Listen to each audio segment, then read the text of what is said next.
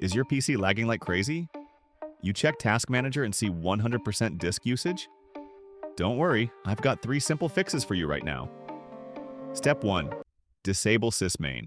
Press Win plus R, type services.msc, scroll down to SysMain, right-click it, then click Stop. After that, set it to Disabled. Step 2. Go to Settings greater than Privacy, greater than Background apps, and turn off unnecessary apps running in the background. Step 3. Adjust virtual memory. Right-click this PC, Properties, Advanced System Settings, Performance Settings, Advanced Change Virtual Memory, Uncheck Auto, Set Custom Size, Initial equals 1024, Max equals 4096. That's it! Your disk usage should drop and your PC will run way smoother.